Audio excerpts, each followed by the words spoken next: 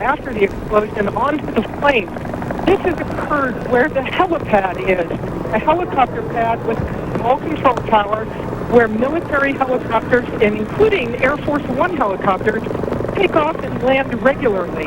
A very senior military official told us he heard an explosion on the 5th floor of the Pentagon, and he believes that that's where the impact was. But looking at the side of the building, you can see smoke and flames, and the building is singed, literally top to bottom. Water is continuing to be poured on the flames by fire companies. Thank you, Barbara Starr, very much. We've just seen a helicopter flying over the center portion of the District of Columbia. Maybe we can get another glimpse at that. It's gone out of frame now. I am wondering now whether or not we are not possibly looking at the president returning to the White House. Claire Shipman, you've got a pretty decent vantage point over the White House. Is that possibly what we're looking at?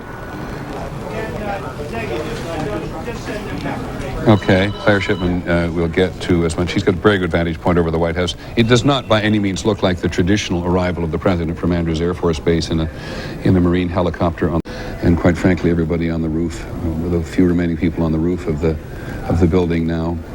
This is a permanent guard. I think we're all in the country familiar with the fact that this is a permanent military installation on the top of the White House, as there is one of the really intense perimeters around that. But I think they would not have been quite so relaxed if the president was returning to the White House. And you heard John Cochran report from Florida a while ago that there is nobody's told him where the president is going to land on his way back. In fact, he does traditionally land at Andrews Air Force Base, and we have no idea precisely where he is going to land. But there is no doubt at the moment that authorities are on alert from coast to coast still. All air traffic halted. All high-profile buildings in New York City, certainly in the District of Columbia, all of the national buildings have been evacuated. It's certainly been true in Chicago. The Sears Tower of Chicago was evacuated. So were the tallest skyscrapers in Boston, Cleveland, and Minneapolis, and the Space Needle as well in Seattle was closed. Military bases all across the country went on alert. On a variety of stages alert. In Washington, military personnel were put on what's called alert level Delta, which is the highest possible alert status, and military personnel throughout the country were put on Charlie threat level. For people who follow those things, we say them often without knowing what they mean, but they're both pretty high states of alert. There was extra security put in place at the Department of Energy's nuclear weapons and research complex in Oak Ridge, Tennessee. They put in extra security at the Los Alamos National Lab in New Mexico, and among the other places at Fort Detrick in Frederick, Maryland. This is to give you some sense of the magnitude. We're looking at a limited amount of picture of New York City and Washington, but let me go on with this list of what people did across the country today. In Louisiana, the state police urged all petrochemical and pipeline companies to be on alert.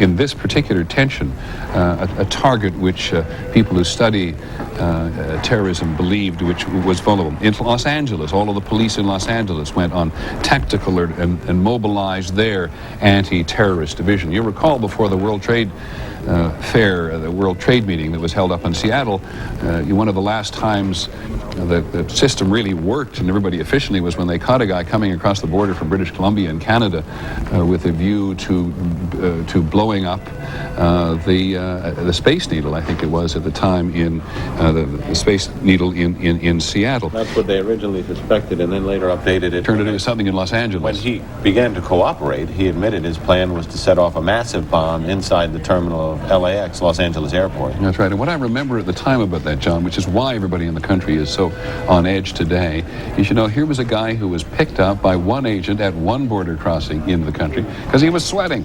One alert agent who didn't like the fact that he was panicking. Yeah, okay. Under questioning. Let me go back now to the World Trade Center. Just to finish this very quickly, under orders from the FAA, airports nationwide are now closed all across the country. Anybody's just connecting with the world today and you're planning to go anywhere on an aircraft from one place to another, you can just forget it. So let's go back to the World Trade Center in Lower Manhattan on the west side and talk to Don Daler. Don. Over for New York yet. As you know, this is one of the most densely constructed pieces of real estate in the world, and when the Twin Towers collapsed, it appears that they ignited fires on surrounding buildings. I'm seeing a huge amount of smoke. Just about 15 minutes ago, there was a phalanx of firemen, I would say probably about 50 firemen, moving deliberately into this black cloud of smoke. They disappeared completely into it. Then about 5 minutes ago, there was quite a bit of activity as a number of police officers started moving back individuals as well as firemen who were with their fire trucks away. So they moved the line of demarcation back away from that area. And I can see at least 2 buildings look to be partially involved. Just from my vantage point, I'm about 4 blocks away from where the Twin Towers once stood. Right before the second tower collapsed, when you and John were talking about the concerns over that possibility, Mayor Rudolph Giuliani walked right past me here on Church Street and Duane Street, again about 4 blocks from that area, moving his entourage out of that region. And then just moments later was when the collapse happened. There was a complete cessation of ambulances and any kind of emergency traffic in this area for about 5 minutes, and then slowly I saw 1 or 2 ambulances trickling out of this incredible cloud of dust with debris on top of them. Some of them had broken windshields. There was a police car that came by that looked like the top had been almost completely stove in. And that's one of the most disconcerting aspects this morning has been on this avenue that has been opened up, Church Street. There's just been a trickling of emergency vehicles coming out of that scene and towards the hospitals. I'm not sure how much they've been trapped down in that area or whether they moved away and are going to some of the other area hospitals that don't come by here. But I have not seen anywhere near the number of ambulances leaving the site that one would expect. Don, let me ask you this. Do you have, and I realize this is a tough one to ask you to speculate about, after the attack occurred on the aircraft, the first aircraft attack on one tower and then the second one, how many people managed to get out of that place before they collapsed? Have you any idea? Would you see a large number? I saw a river of people at first running when the first attack happened. There were screams. A lot of people were looking up in shock. And then about, I would say, a minute and a half later, there was a steady stream of people moving from closer to that area, running up the streets. Then, of course, as I guess is human nature, a lot of people stopped, feeling that they were maybe far enough away that it was safe, started looking up, talking, pointing, and then the second plane hit. And that, again, caused another stream of panic. As the police started to respond and started to try to clear the streets, there was a very calm, organized evacuation of the southern part of Manhattan. I saw no panic whatsoever. It was very calm. The police were directing traffic, getting all the cars out of this area, getting all the people north. But when the first tower, the one that actually was that you saw, was the second tower hit, but the first tower to collapse, fell, then it was mass chaos. And there were thousands of people running up the streets. This billowing cloud of dust and debris came washing up over here, four blocks away, which only exacerbated the chaos of the moment. And then from then on, from the time that the first tower collapsed, there was just the street here, Church Street, was just full of people covered in dust, holding their handkerchiefs or papers over their mouths to try to breathe, moving northward away from this area. That stream trickled out, and then when the second building collapsed, once again there were more people, but this time when the second building collapsed, I witnessed firemen who were helping one another, struggling up the street, covered in debris. There was a police officer who was being carried by 2 other police officers trying to get out of that area. So there was obviously a lot of collateral damage with the people around that area. I would say even not just at the base of it, but for them to have gotten to my point that quickly, they would have been injured probably 2.5 blocks away from where the towers fell. Don, thanks very much. Don't go away, because you've helped us appreciate at ground level what, as I said before, seems almost surrealistic when you look at it on television. In terms of people getting out of the trade towers, do you have any sense at all? Have you heard anything, even anecdotally, from the cops about how many people managed to get out of the building before they collapsed? No, absolutely not. But you can imagine that the World Trade Centers, I'm not sure how many elevators exactly they have, but I have been in those buildings, and I think there are around 20 elevators in each. If they shut down immediately, you can imagine the people who would be streaming down the fire escapes and the stairwells. There's also, I don't know if it was the case now, but I do know that one of the towers had a major elevator that went all the way to the top that was malfunctioning and has been malfunctioning for at least a month. They've been having a lot of trouble with that. Not that that would have made any kind of difference, of course, once those elevators shut down. As soon as I imagine the fire alarms go on and that kind of thing, it's de rigueur that the elevators are not to be used in that situation. If the elevators go all the way to the top, and that's where the extent of the damage was at the very top of these, there's probably no way that anyone on the lower floors was able to use elevators. So they were all going down the stairwells, and one can only hope that there was quick enough reaction that they did get clear away, that they did not stop at the base. Thank you, Don, very much. You know, somebody said, looking at the Pentagon this morning, that it reminded them of World War II. Clearly a person too young to remember World War II.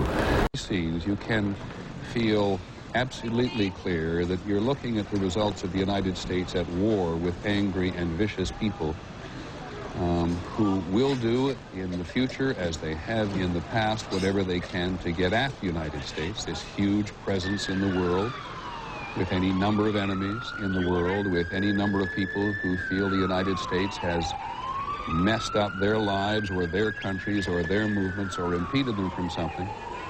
And so, in fairness, without being too carried away with it, we are looking at pictures from a war zone this morning.